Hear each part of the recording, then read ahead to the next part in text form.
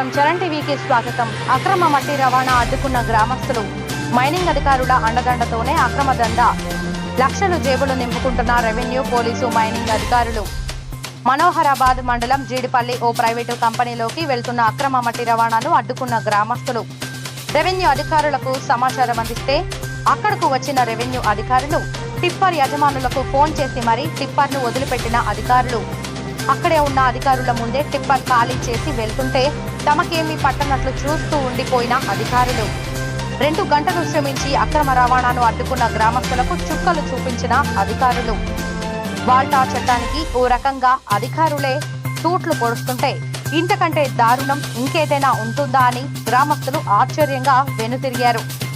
లక్షల రూపాయల జీతాలు తీసుకుంటూ సర్కారు నిబంధనలకు తూట్లు.